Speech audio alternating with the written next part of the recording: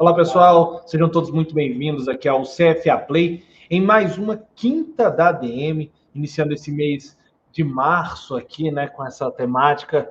E é importante destacar que você é o nosso convidado especial nesse momento. Venha, porque o show de conhecimento, toda quinta-feira do mês, a gente vai fazer uma live aí, mostrar para vocês, trazendo conteúdos importantíssimos para o mundo da administração. Essa live vai ser coordenada pela Comissão Especial ADM Mulher, obviamente em homenagem ao Dia das Mulheres, né? Buscando enfocar assuntos de interesse da mulher profissional de administração, atuais e futuras profissionais do mundo da administração. Hoje o tema Mulheres CEO nas organizações. E é com muito prazer que eu já chamo para dividir a tela aqui comigo a coordenadora da Comissão Especial ADM Mulher do CFA, a administradora, professora Rita Maria Silveira, que veio lá do Ceará, já está aqui em Brasília, polo brasiliense, para participar com a gente aqui. Rita, seja muito bem-vinda. Obrigada, Rodrigo. Quero saudar a todos que estão nos acompanhando e todos os meninos também, quem está pelas redes sociais e colegas que nos acompanham e que se interessam por assuntos da mulher e da administração. Nós começamos hoje, né, a ADM Mulher, a Quinta da Administração, que é da nossa responsabilidade hoje, véspera do Dia Internacional da Mulher, e que nós trazemos uma convidada muito especial, né, para falar exatamente desse destaque que é a mulher como CEO, né, das organizações.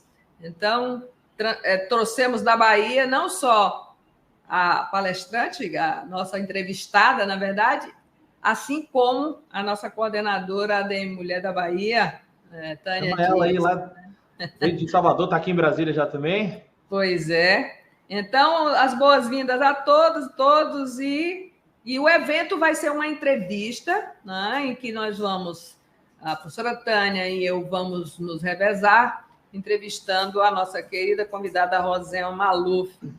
Então, eu quero apresentar, então, minha companheira, né, Rodrigo? Minha companheira de bancada, posso dizer? Pode chamar ela aí, ó, já está na tela com a gente aqui chegando. Essa é a minha querida amiga, professora Tânia Dias, administradora baiana. Eu quero falar um pouco dela aqui, ler um pouco do currículo quilométrico dela, tá, pessoal? É administradora, graduada em 1977 pela Unifax, mestre em administração em 1997 pela UF Bahia, né?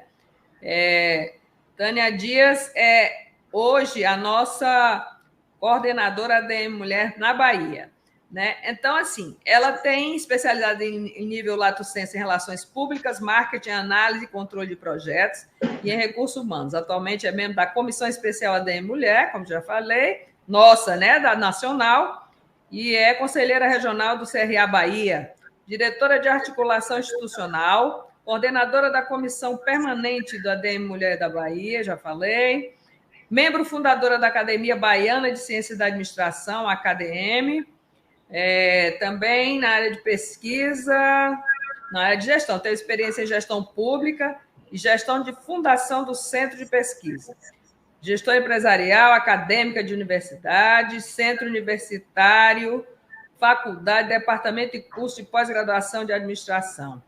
Como trabalho voluntário, participa, né, do sistema CFA-CRA, como conselheira, foi conselheira federal pela Bahia, é vogal da Junta Comercial do Estado da Bahia, JUSEB, e representando o Conselho Regional de Administração da Bahia. É muita coisa que eu acho que eu já me perdi, foi de tanta coisa, mas dizer só assim, que ela é uma pessoa fantástica, isso é que é importante dizer, né? Essa é a minha companheira de hoje nessa live. E aí, Tânia Dias, faça seus cumprimentos e me apresente também, né? Porque senão o povo não sabe quem eu sou. Oxe, bichinha. Bem, aqui hoje o Nordeste está super bem representado, né? Ceará e Bahia duplamente. Eu começo agradecendo a delicadeza de Ritinha por ter me convidado para acompanhar essa entrevista de Rosema e, principalmente, agradecendo a Rosema por ter aceito esse convite. Quando eu fiz a indicação de Rosema à comissão e que a comissão aprovou, eu tinha em vista que nós trouxéssemos uma mulher de sucesso, nordestina, e que essa mulher pode representar um CEO de organizações públicas, organizações empresariais e organizações sociais. Ela trilha esse caminho com muita leveza, além de ser empresária e escritora. Escritora dá também o pendor da pesquisadora a ela. Esse não é o currículo dela, mas, como eu conheço Rosema de muitos anos, eu queria agradecer esses 2 convites e tenho certeza de que teremos uma tarde bastante agradável, mas principalmente muito produtiva para que outras mulheres possam se inspirar e espelhar neste exemplo de Rosema, com o conteúdo que ela domina, mas principalmente com sua experiência de vida. Ok. Vou ler agora o seu mini currículo, que dá 3 do meu. Vamos lá. Professora, mestre em administração, 3 especializações, recursos humanos, consultoria empresarial, consultoria de pequenas e microempresas, 40 anos de atividade na educação corporativa e acadêmica, professora universitária de pós-graduação, docente, coordenadora e diretora da Universidade Paulista por 14 anos, coautora de livros, funcionária e gestora por 30 anos da Caixa Econômica Federal, instrutora gestorial, desculpe, já ia dizer gestacional, imagina. Mas ela gesta muita coisa nesta cabeça. E formadora... de instrutores. Aqui não está. Ocupa a 7ª cadeira da Academia Cearense.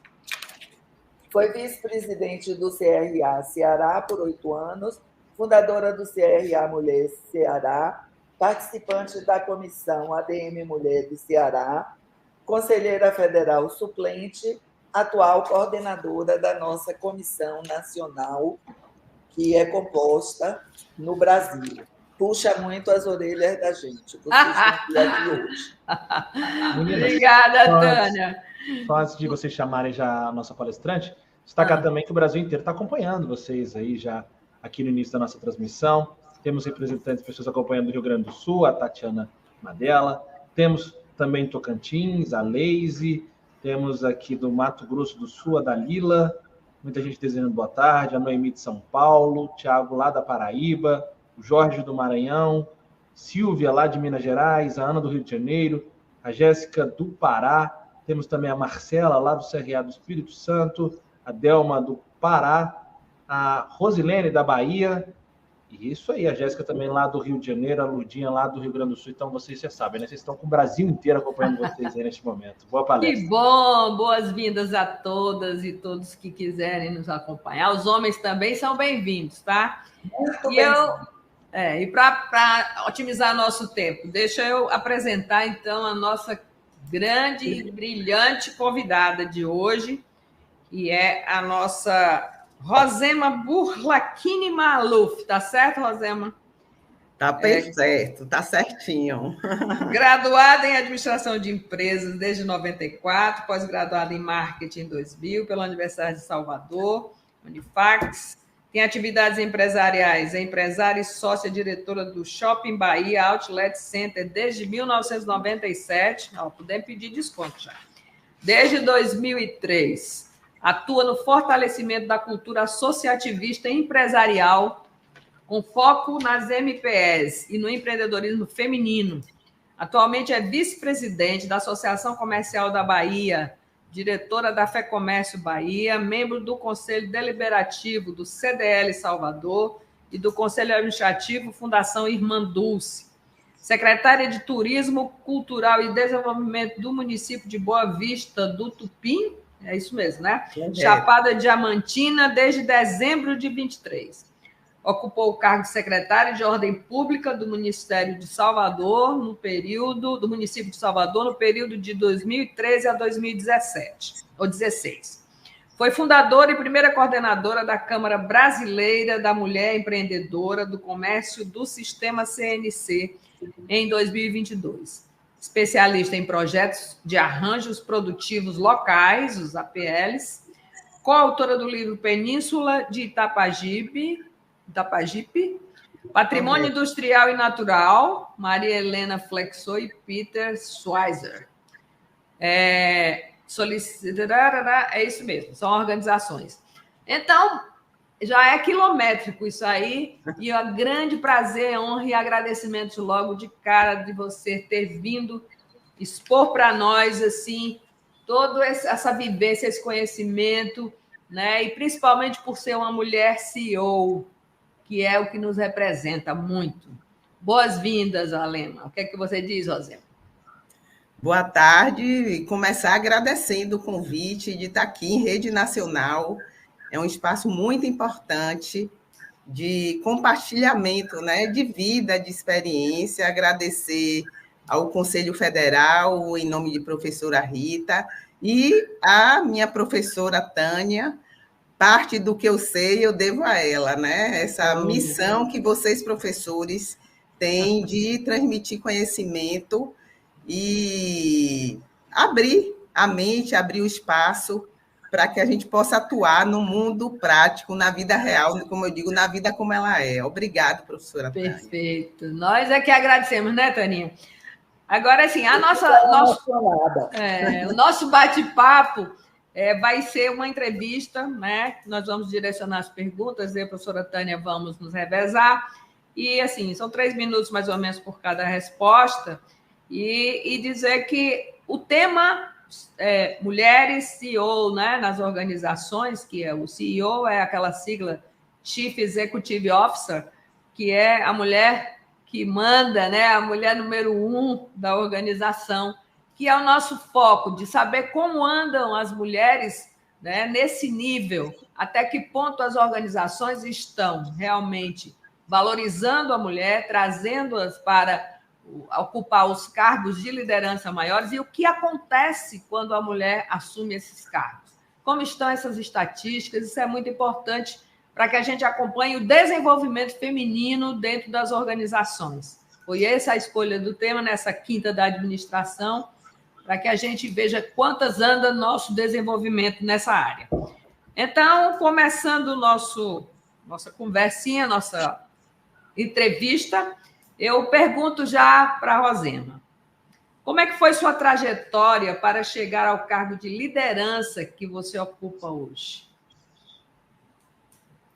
Bem, na verdade, eu acredito que o que me impulsionou foram os desafios da vida, os desafios de alcançar os resultados que eu almejava, mas também os desafios de fazer bem feito, de buscar não errar, porque eu acho que isso é uma coisa muito de mulher, já que a gente está hoje nesse bate-papo aqui de mulher. A mulher ela tem sempre que estar provando, e isso já começa a nossa roda de conversa aqui, sua competência, justamente porque, como entramos mais tarde no mundo dos negócios e no mundo do trabalho, em um país, em uma sociedade que tem uma cultura e uma história patriarcal e machista, os desafios para a gente alcançar os nossos sonhos são bem maiores.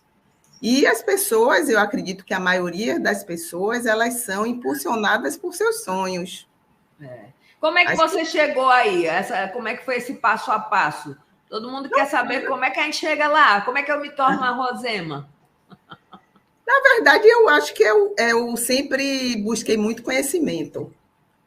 Eu acredito que, como Thomas Bacon fala, conhecimento é poder. E eu busquei aprender para fazer certo, buscar informação, buscar estar ao lado de pessoas que sabiam mais que eu, até hoje, eu tenho esse olhar de estar visualizando pessoas que possam me ensinar, que possam contribuir com os meus objetivos, tanto profissionais como pessoais, e me inspirando. Por isso que eu acho que é muito importante essas rodas de conversa. Apesar de se falar muito da mulher, por incrível que pareça, existe ainda muito preconceito com relação ao Dia Internacional da Mulher. Pelas próprias mulheres, inclusive, é importante que a gente traga essa pauta à tona. Muitas mulheres não entendem porque tem um dia que celebra a mulher, um dia internacional, e eu acho bom deixar claro que quando se estabelece uma data afirmativa como essa, na verdade é para provocar a sociedade para reflexão. Nós não teríamos, talvez, esse mês de diálogo em vários espaços de poder, não espaços de poder de mando, mas espaços de poder de transformação, como é esse aqui agora. Nós não teríamos essa voz hoje se não tivesse uma data. Então, essas datas afirmativas despertam na sociedade a reflexão. E nós precisamos mostrar de que, apesar das mulheres terem avançado muito no mundo dos negócios, no mundo do trabalho, nós ainda somos subrepresentadas nos espaços de poder. E eu gosto sempre de falar, quando eu falo espaço de poder, não é espaço de mando, é o espaço de poder de transformação. Se o mundo fosse uma aldeia de 100 pessoas, seriam 52 mulheres e 48 homens. Só que apenas 10% de mulheres estariam, digamos, nos espaços de poder. Então, isso mostra que, apesar de sermos maioria, as políticas públicas e as normas que regem o mundo ainda são feitas e pensadas por homens e homens brancos. Então, eu acredito que a mudança não é na pressão, a mudança é um processo, ela é processual e ela vem através do conhecimento, da informação, da mudança de cultura, da mudança de mentalidade. Hoje se fala tanto de mindset. Então, o que a gente está propondo aqui nada mais é de que mudança da mentalidade das pessoas, principalmente de líderes, porque são os líderes que vão fazer essa transformação.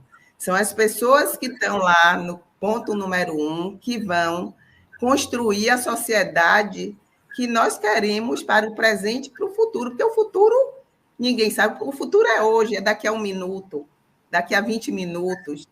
Então, essas transformações, elas acontecem por quem está no espaço de poder. Se nós só temos a maioria homens e homens brancos, como é que as políticas públicas de creche, como é que as políticas públicas de temas que favoreçam a entrada das mulheres no mundo do trabalho, no mundo dos negócios, serão pensadas? Porque precisamos ter o sentimento do que é, por exemplo, uma maternidade, conciliar a vida pessoal e profissional com a maternidade, nossos anseios pessoais, porque as pessoas pensam que quando a mulher se torna mãe, ela só é mãe, e não é. Eu me tornei mãe, mas nem por isso deixei de ansiar os meus sonhos pessoais. Mas como conciliar isso? Nós precisamos de infraestrutura.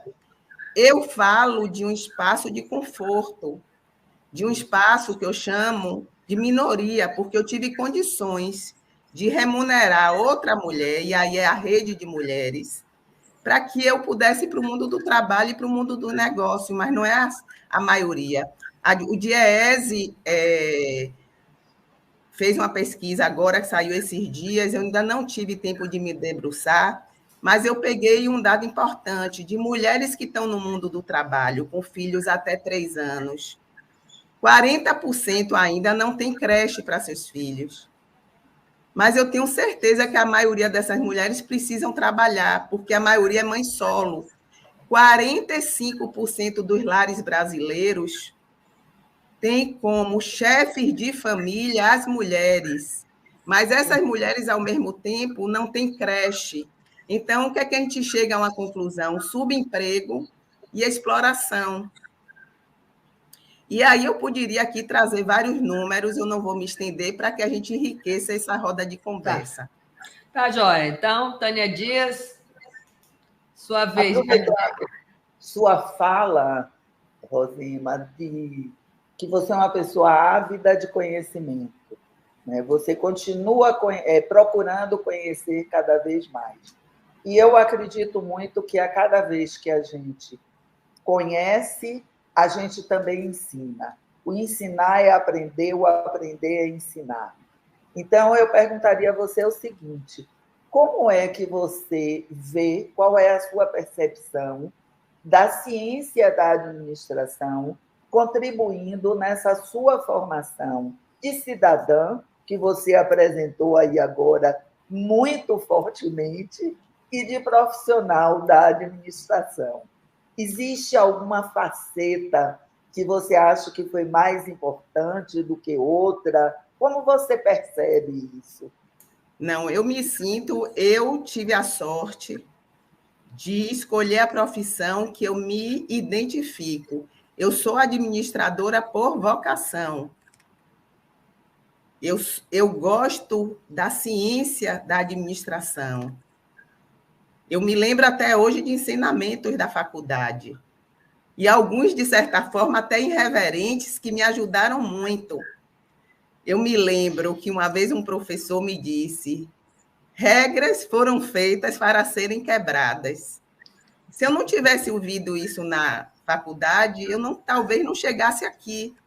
Porque as regras que estabeleceram para as mulheres, até de limitação de fala, de comportamento, nos restringe muito a avançar.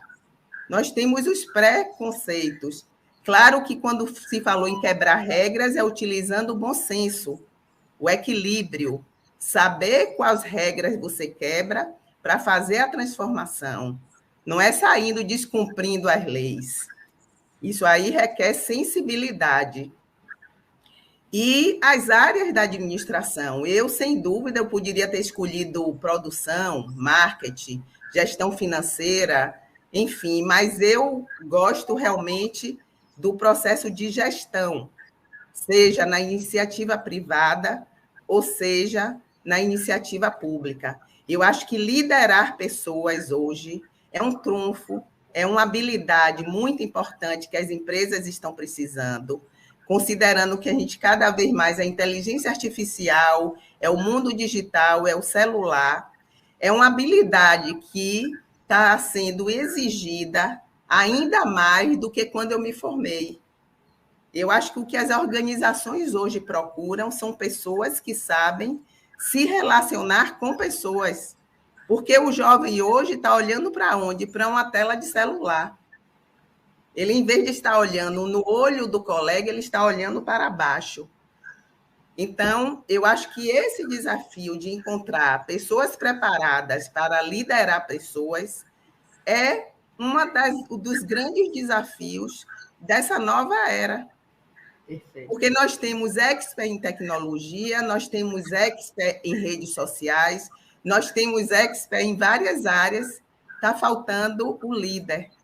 Líder no sentido não de chefe, líder no sentido de agente de transformação, de agente motivacional, até porque o que a gente tem hoje? A questão da saúde mental impactando nos resultados dos negócios. Então, mais do que nunca, o ser humano passou a ser a peça principal, na minha visão, do êxito e da sobrevivência das instituições. Então, a administração, para mim, hoje, é carro-chefe. Eu sempre coloco de que os cargos de liderança e os cargos de gestor deveria ser exigido que o profissional fosse administrador, como se exige uma OAB para exercer a advocacia, como se exige um CREMEB para exercer a medicina, como se exige de outras profissões seus títulos para exercer. Então, eu acho que caminha para isso. para uma exigência de uma capacitação, de uma competência técnica formal para estar em espaços de liderança, principalmente na gestão pública. Principalmente na gestão pública. Gestor público deveria necessariamente ser exigido o título de administrador. Perfeito, essa é a nossa luta do Conselho Regional e Federal. Vivemos assim nessa luta e vamos conseguir. Bom, Rosema, deixa então entrar mais nessa faixa dos modelos mentais, do mindset, que você até já deu uma pincelada, né? A gente vive realmente, tem muito preconceito, tem muita coisa, muita barreira. Na sua percepção, né? Como é que homens ou mulheres, às vezes, se sentem na organização liderados por uma mulher? Quais são suas experiências, assim, como é que foi o seu sentimento de, às vezes, os homens têm uma certa resistência, às vezes, as próprias mulheres que preferem ser lideradas por homens também, nós temos que encarar isso, é verdade, que acontece, mas na sua trajetória, assim, o que você percebe sobre isso? Eu diria o seguinte, a mulher que chegou a um cargo de liderança, ela não chegou lá estanque, ela não saiu do nada e chegou no cargo de liderança, ela chegou por meio de um processo.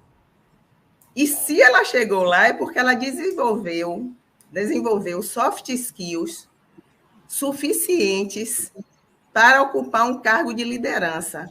Então, para mim, o desafio não é quando ela está no cargo de liderança já. Foi o processo para ela sair lá de trás e caminhar até ocupar um espaço de poder. Depois vem o desafio de se manter no poder. Mas se manter no poder não é uma questão só de ser homem ou de ser mulher. O poder é um funil, só tem um. Então, é desafiador para quem chega lá, seja homem ou seja mulher. E nós precisamos saber que o mundo é competitivo.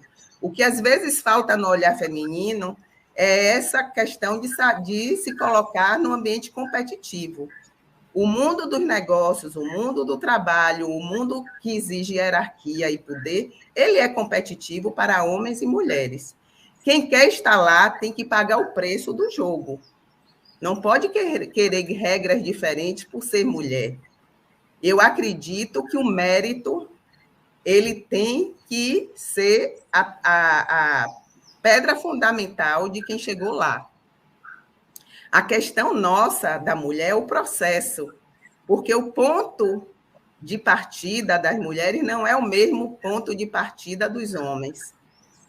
Nós enfrentamos nesse processo muito mais barreiras para chegar ao poder do que os homens. Isso nos tira energia, nos cansa, nos desgasta, nos desmotiva, nos adoece. Então, o desafio é o processo realmente, que é árduo, porque você não quer abrir mão de ser mulher, porque, assim, hoje muitas mulheres estão abrindo mão da maternidade, postergando a maternidade. Por quê? Porque nós não temos políticas públicas, nós não temos uma cultura no ambiente corporativo que acolha essa mulher que quer ser mãe, mas o mundo está mudando e vai mudar melhor se tivermos mais mulheres no poder. Por isso que eu estimulo muito de que toda mulher que chega lá, que chegou no topo, ela tem como obrigação não só abrir a porta, mas segurar a porta para outra mulher entrar. Mas então, você acha que todos os homens aceitam bem uma liderança feminina acima deles? Olha, eu diria que não todos, mas eu acho que a maior barreira é cultural, é um constrangimento natural, às vezes, de ter um homem e uma mulher, a questão mais cultural. Mas como essa mulher que chegou lá, ela tem habilidades, vai ser mais uma prova de sua competência. Ela saber que esse liderado seu se sinta acolhido por ela e se sinta, digamos, parte importante no processo. Isso também é uma característica que nós mulheres vamos ter que aprender a desenvolver, como acolher psicóloga também. O líder é um psicólogo. Muito, tem que ser. Tânia Dias, puxa daí, que eu sei que você tem uma pergunta sobre isso. Vai lá. Mas para que a gente não fique muito preso nas perguntas. Você sabe que eu sou uma pessoa meia transgressora, desconfortada, vamos partir dentro ainda dessa temática. Eu observo, Rosema, que as mulheres que conseguem avançar nessa caminhada são mulheres, como historicamente toda mulher que ocupa um lugar na história, são disruptivas. Elas tiveram que transgredir no bom sentido, para poder chegar. Então, a gente transgride lá na base e vem nesse processo de transgressão até chegar ao poder. Poder como meio de transformação social. Então, quando a gente chega lá, você acha que o fato de ser mulher ajuda, como você disse, a abrir a porta e segurar nessa transgressão para outras mulheres, ou a gente se tornaria um capataz também que tenta cercear outras mulheres de fazer esse crescimento? Como é que você percebe essa situação, que pode ser em você, mas em outras pessoas que ocupam a posição de CEO e que são mulheres? Não, aí a gente vai entrar nas personalidades. Eu acredito que tem mulheres que abrem, empurram e puxam, mas tem outras também que ceifam. Porque eu já convivi com mulheres que ceifam, que também diz, eu cheguei, a outra que lute para chegar. Porque aí nós estamos falando de personalidade, de valores, de caráter, e isso não tem a ver com gênero. O que eu digo sempre é, quando se está no poder, é homem e mulher, cada um vai reagir de acordo com seus valores e suas crenças. Então, nós vamos encontrar homens e mulheres que ceifam, mas vamos encontrar homens e mulheres que estimulam. Muitas das portas que foram abertas por mim não foram só por mulheres. Eu cheguei à gestão pública por homens. Eu não teria essa experiência na gestão pública, já em 2 mandatos, se não fossem os homens que eu digo sempre, líderes de vanguarda. Os homens que estimulam as mulheres a subirem de posição são líderes de vanguarda. E eu tenho que ser grata a alguns homens, sim, a começar até por meu pai, que foi o maior feminista que eu conheci. Porque as pessoas acham que o feminismo só pode ser uma mulher. Não. Tem mulheres machistas e tem homens feministas. Perfeito. Então, assim, eu avancei também com o apoio e o estímulo de muitos homens, mas me inspirei e convivo até hoje com grandes mulheres líderes, que eu digo assim, se ela chegou lá, por que eu não posso chegar? Se ela avançou, por que eu não posso avançar? Perfeito. A questão é que, professora Tânia, eu acho que a gente já conversou isso, quando eu fiz administração, eu não estudava perfis de liderança de mulheres. Minhas referências todas de liderança eram homens, na minha época de faculdade. Como eu, estudante, poderia ter uma referência de líder mulher, se eu não estudava e eu não via na sociedade? Eu me lembro que eu, com 12 anos, queria ser aeromoça.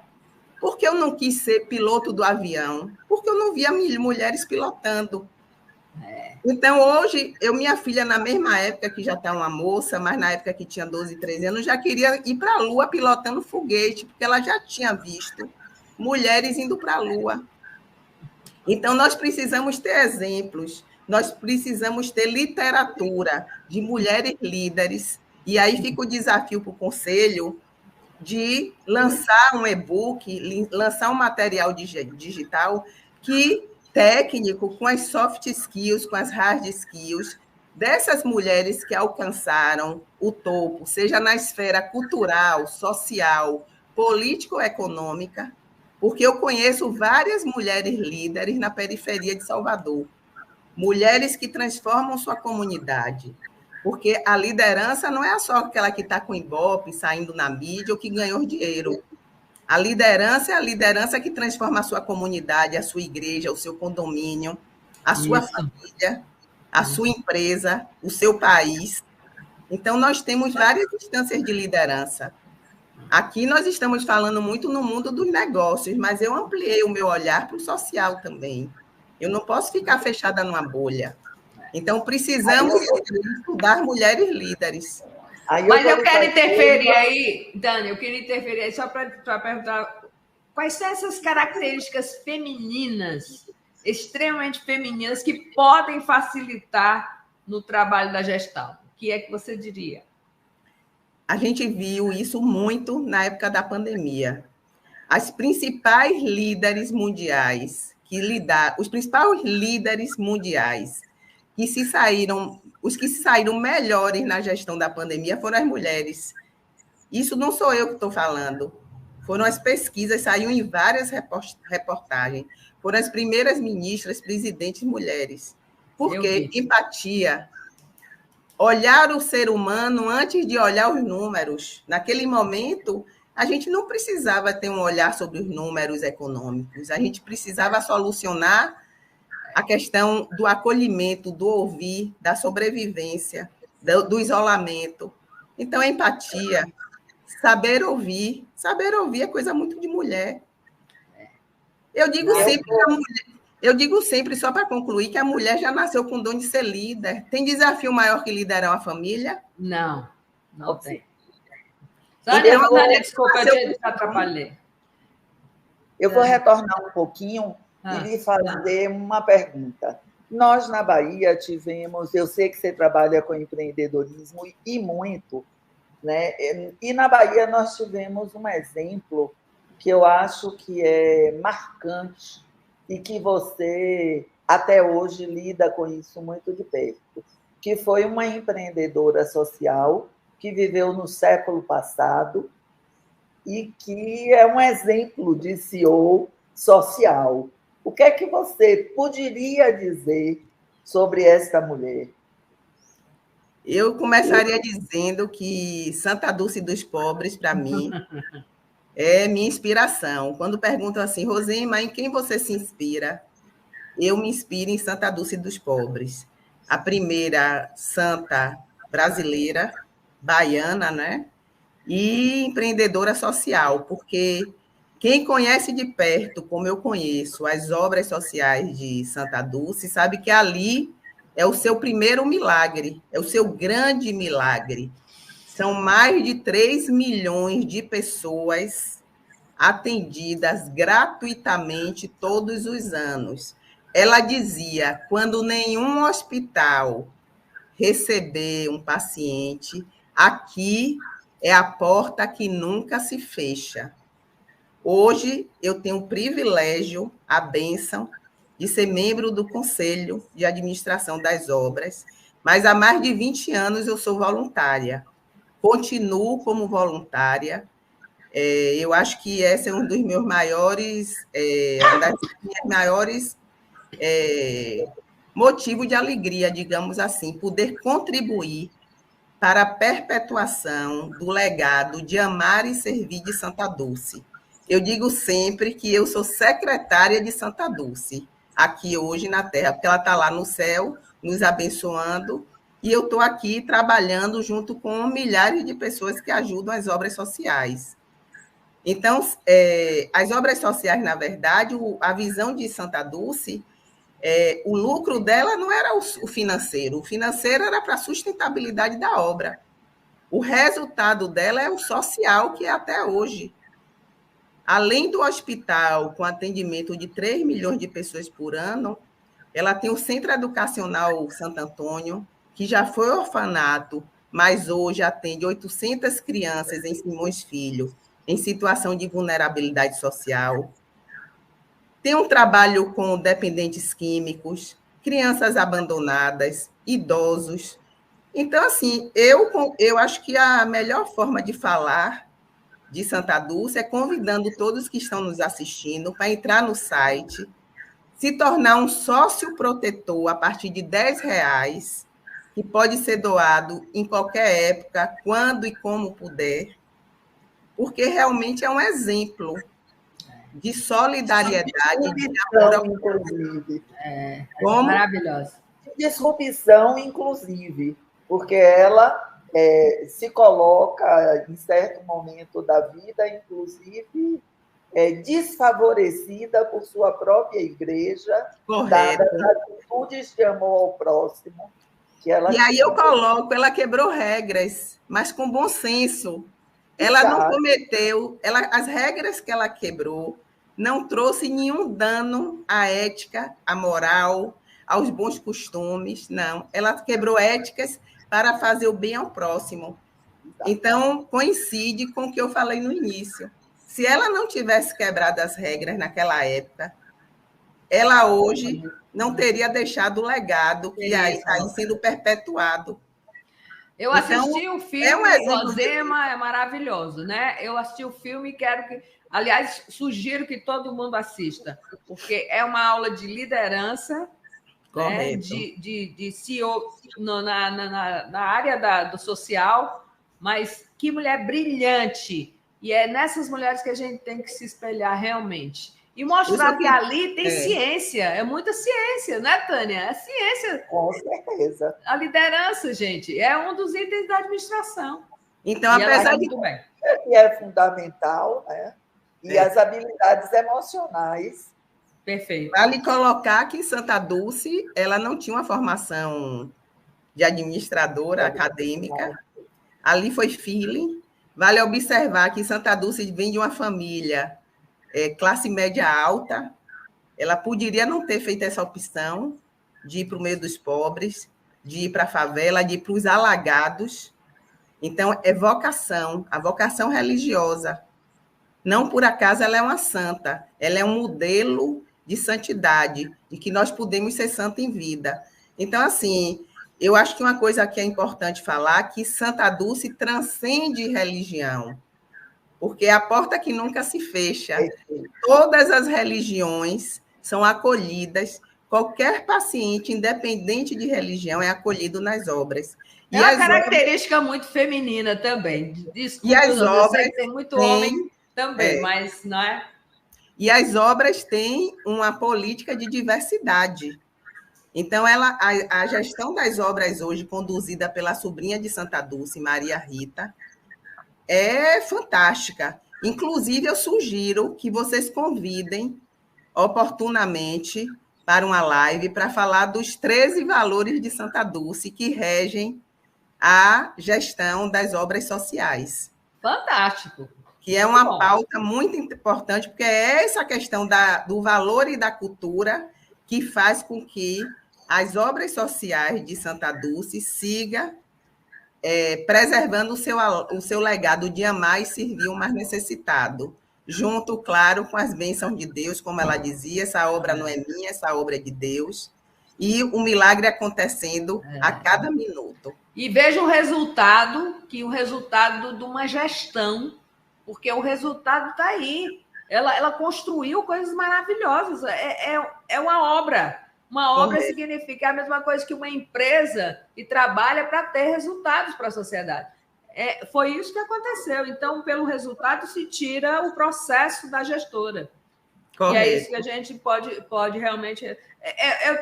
Eu queria bater nesse ponto aí, Rosema. Se, assim, outras líderes femininas que você acompanha, que você conhece, né, assim, elas enfrentam dificuldades, quais as dificuldades maiores que se enfrentam hoje uma líder feminina brasileira? Tem Luísa Trajano, a gente não pode deixar de citar, sim, que no mundo dos negócios ela é uma referência. Sim. Eu vejo ela como uma grande referência, né? Mas dificultadores, assim, para mulheres líderes do Brasil. Como assim? Desculpe, eu não... Dificultadores, coisas que dificultam esse desempenho. Eu diria o seguinte, eu falei aqui de que o desafio é chegar, mas não é tão romântico. Tem alguns momentos que nós temos que ter voz firme, porque você também encontra, tanto no processo como lá em cima, homens que fazem resistência à sua liderança e homens que fazem resistência a seu modelo de gestão. Eu ocupei um cargo público, foi a Secretaria Municipal de Ordem Pública, uma secretaria que nunca tinha tido uma mulher na gestão. E eu cheguei com um biotipo feminino. Para quem não me conhece, eu tenho um biotipo pequeno, eu sou magra, eu não falo muito alto, muito grosso. Toda característica mesmo feminina. Eu nunca quis me travestir de um homem para mostrar minha competência. Eu nunca quis abrir mão dos meus anseios femininos para mostrar minha competência. E eu tive uma resistência com relação ao meu biotipo, por exemplo.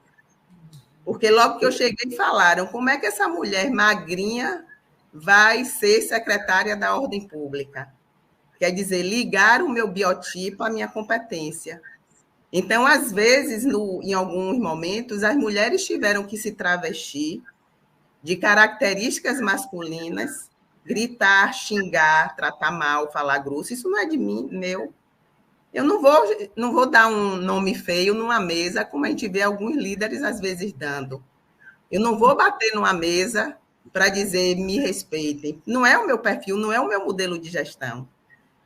Não combina comigo. Então, essa questão dos desafios, dos estereótipos que são atribuídos ao poder é grande. Por isso que eu digo a importância de estudar liderança. Quando eu fiz administração, o estereótipo do poder era ligado a uma figura masculina, branca, forte, firme, sem empatia, na maioria das vezes. Aquele líder chefe. E mulheres não têm esse perfil tão... Temos mulheres firmes. Então, assim, onde é que entra o diferencial? Na competência. Porque nada resiste ao conhecimento. A aplicar o conhecimento na hora certa, de forma certa. Por isso que eu digo, se eu tenho 2 filhas mulheres, eu digo sempre a elas, invistam em conhecimento. Perfeito. E eu digo isso para todas as jovens que eu encontro. O conhecimento é a principal ferramenta de emancipação feminina. Não é briga, não é grito, eu não faço luta de sexo, pelo contrário, o líder ele tem que saber trabalhar com a diversidade. Então, o que eu digo, a maior forma de se emancipar é por meio do conhecimento. E o empreendedorismo é o caminho da emancipação, do empoderamento econômico, que, segundo a ONU, é a principal ferramenta de redução da violência contra a mulher, o empoderamento econômico. As mulheres são refém ainda de seus algozes, isso a gente não pode deixar de tratar. O Brasil está entre os 5 países mais violentos com relação à mulher, onde ocorre o maior número de femicídio, e uma das causas é a dependência econômica. As mulheres precisam se emancipar economicamente para se livrar de seus algozes, porque não é só a violência física, é a violência emocional que a classe média e média alta sofre de mulheres, não é só a violência do bater, do matar, do espancar, são vários tipos de violência. E a forma que nós temos de nos libertar é com conhecimento e com empoderamento econômico. E o empoderamento... Perfeito. Agora eu estou com pena, porque estou gostando tanto e já estamos no fim do nosso tempo. Tânia, termine, Tânia. Faça sua última pergunta, porque nós queríamos ter Rosema assim 2 horas, mas não tem como. O Rodrigo vai já me cortar. Eu vou pedir a Rosema que ela conte um pouquinho mais. E eu estou fazendo isso porque eu conheço as coisas, acho que vale a pena ser conhecida um pouquinho mais dela empresária. Por exemplo, o Outlet Center. Que serviço ele presta numa comunidade como a de Itapajipe, que a gente sabe, não só pelo livro que ela escreveu, porque eu sou de Salvador, né, mas que foi o foco da indústria na Bahia, inclusive com a primeira vila operária, numa região muito de classe média baixa e de pobres, né? E que eu sei da importância que existe ali. Meu primeiro CNPJ eu tinha 22 para 23 anos. E eu comecei como sacoleira, vendendo roupa porta a porta. Na época não tinha Instagram, não tinha redes sociais. Que E eu e show! uma amiga, e por isso eu sempre digo a importância de ter uma amiga, né? Amigas são muito importantes na vida da gente. E nos encoraja, nos dá apoio, a dupla, o trio sempre é importante para começar. E depois a gente abriu uma confecção, uma pequena confecção. E em 97, meu pai teve uma fábrica de chocolate muito conhecida aqui no estado da Bahia, fechou, a Chadler, por causa da poluição. A Chadler, ela transferiu o seu parque industrial para New Jersey, nos Estados Unidos. E, na época, meu pai trouxe a ideia de construir o primeiro outlet no estado da Bahia, porque a região, a Península de Tapajipe, é uma região, antiga região fabril, foi o primeiro polo industrial do estado da Bahia, com mais de 200 indústrias, Souza Cruz, Fagipe, Fratelli Vita, Barreto de Araújo, enfim, eram inúmeras, e um grande polo da indústria do vestuário. Então, na época, a Chadler desempregou 600 funcionários de vez, 600 famílias, numa região que a maioria do Brasil conhece como Alagados, as palafitas dos Alagados, que as palafitas, na verdade, é consequência desse crescimento industrial em uma península. Salvador é uma das poucas cidades no mundo que tem uma península. Itapajipe, pedra que avança para o mar. É uma ponta de terra cercada de um mar. Então, essa península se tornou um polo industrial. Houve um processo de crescimento muito rápido. Não tinha espaço físico, terra, para os operários que vinham trabalhar nas indústrias. O que aconteceu foi para cima do mar. E aí surgem as palafitas dos Alagados e também surge Santa Dulce. É tudo, de certa forma, uma coincidência. Ela começa a trabalhar na península justamente por causa dessa superpopulação e pobreza. Nós tivemos na península a primeira vila operária. Santa Dulce já uma visão, antes de ter os sindicatos, ela criou, onde é hoje o Santuário de Santa Dulce, o ciclo operário.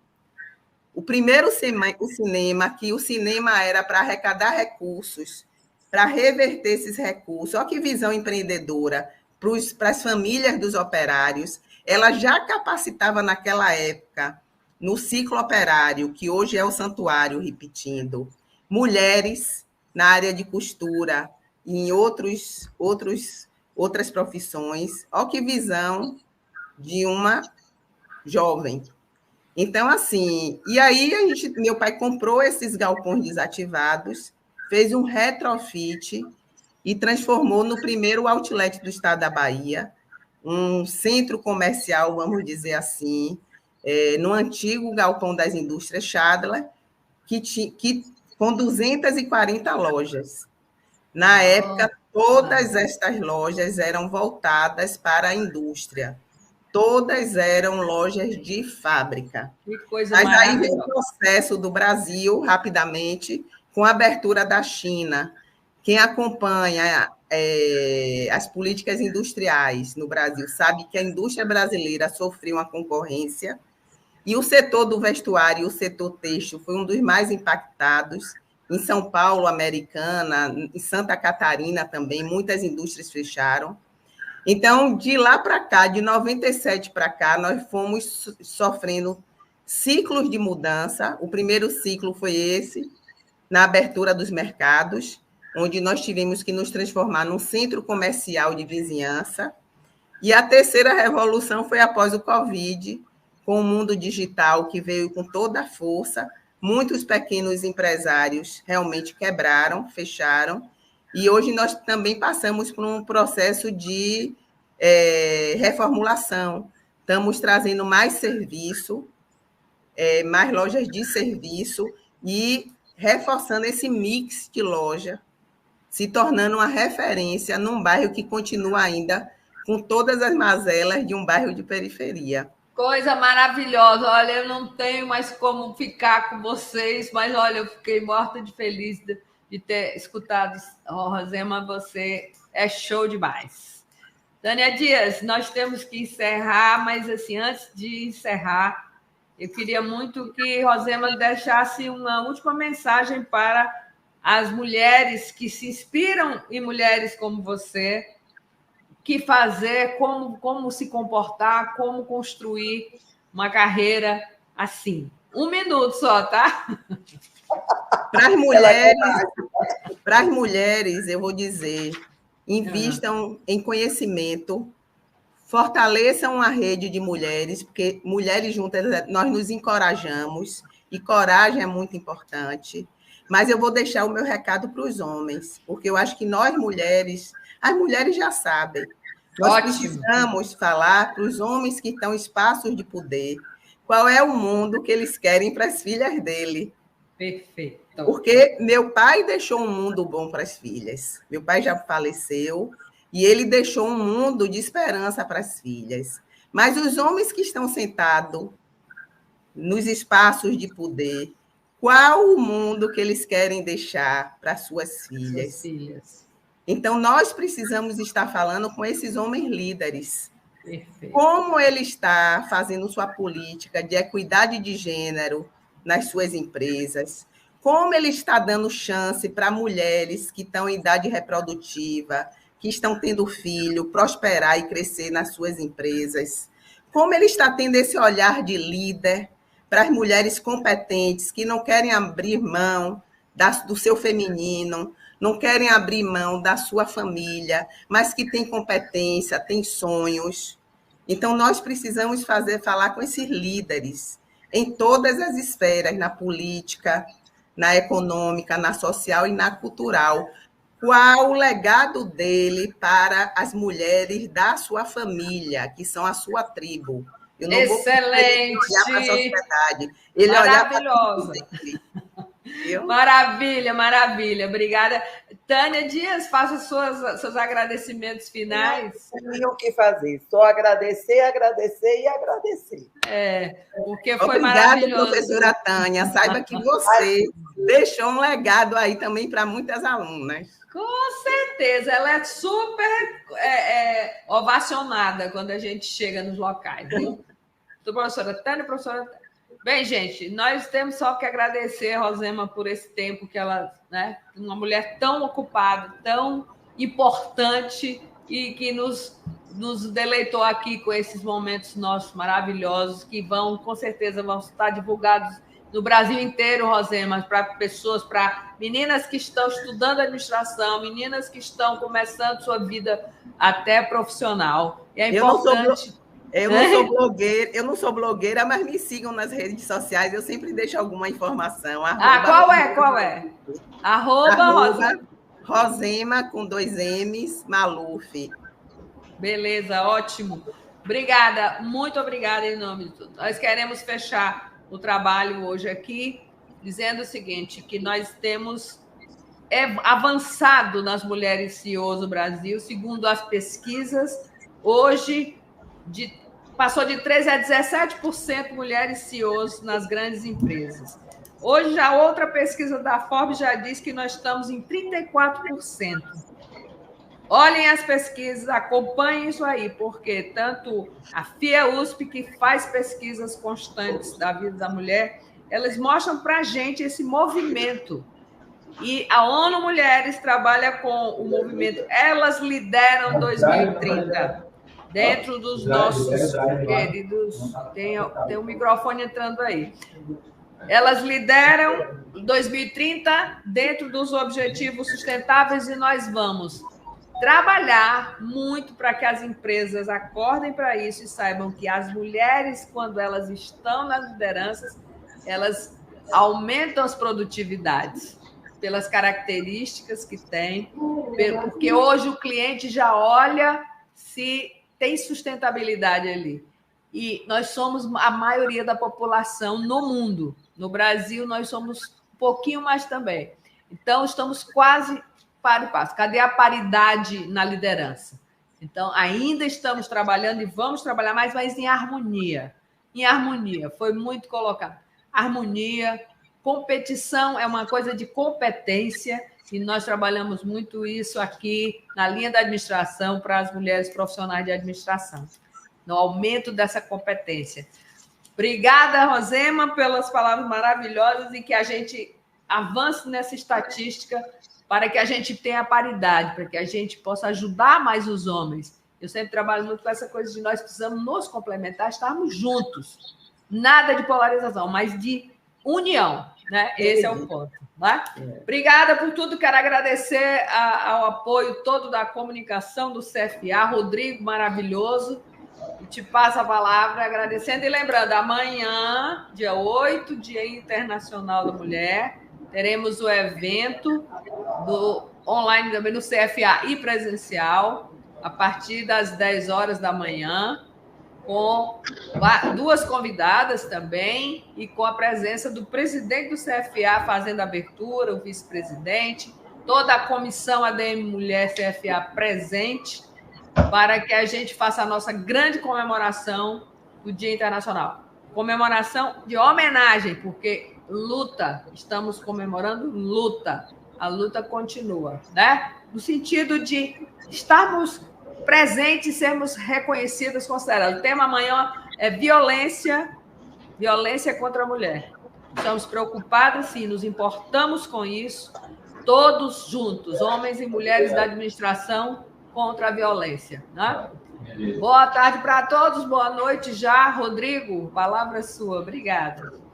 Muito obrigado, meninas. Parabéns pela aula, parabéns pela palestra. Essa é a 5ª da ADM aqui no CFA Play. Você sabe disso, você é o nosso convidado, está sempre aqui com a gente. Queria agradecer, o recado já foi dado aí, né, pela Rita. Amanhã, encontro marcado a partir das 10 horas da manhã aqui no CFA Play, um debate muito importante sobre a violência contra a mulher, com grandes nomes aí que podem falar sobre isso. A deputada distrital aqui do DF, Jane Kleber, que foi uma delegada super atuante, trabalhou em diversos casos relacionados a esse assunto aqui no DF, então não tem como ficar de fora. Eu agradeço e vou desejando um feliz Dia Internacional da Mulher antecipado aí para vocês, meninas que estão aqui com a gente, a Rosema, e é isso, o Brasil inteiro acompanhou e a gente agradece. Deixa o seu like, curta o nosso canal e até a próxima. Tchau, tchau.